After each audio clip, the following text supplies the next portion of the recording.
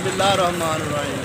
मैं तुहाडा खादम चौधरी आबद अवामी मिसाल दे नाल नाज़रीन कल एक मैं वीडियो लाई सी जिहड़ा गोश्त के कसाइयां सारा इतलाह दी सी कि गौरमेंट के रेट पर गोश्त दो, लेकिन वो मेरी कल वीडियो लगी, लोगों ने बहुत पसंद किया है उस वीडियो ने और लोगों ने बहुत अच्छा रिस्पॉन्स दिता है।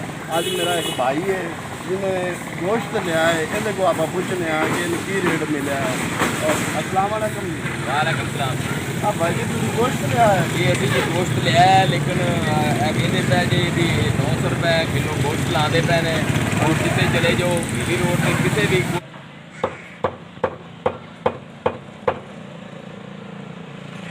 गोश्त वाले खड्डे से चले जाओ तो उन्होंने 900 रुपया रेट है जी। 900 रुपये जी बाहरों सानू डंगर ही नहीं लगता, असी मसे को हफ्ता लभी का एक डंगर लगता है, असी 900 तो घट नहीं दे।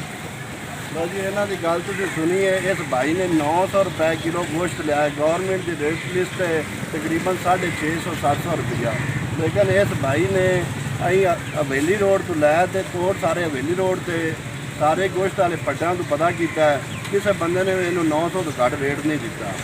मेरी असिस्टेंट कमिश्नर AC साहब DC साहब अगे ये रिक्वेस्ट है कि इस गल का नोटिस लिया जाए, ये सारे दुकानदारों को रेट लिस्ट दी जाए और जोड़ा बंदा ज़्यादा रेट पर गोश्त बेचता पाया उनके खिलाफ सख्त कार्रवाई की जाए। ये गरीब बंद लुटते पे ने। 650-700 गौरमेंट का रेट है और ये 900 रुपये 900-950 तो घट कोई बंदा गोश्त नहीं देता पाया। लिहाजा इन्हों के खिलाफ फौरी एक्शन लिया जाए।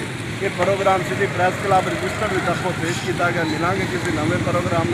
तब तक वास्ते अल्लाह हाफ़िज़। पाकिस्तान जिंदाबाद।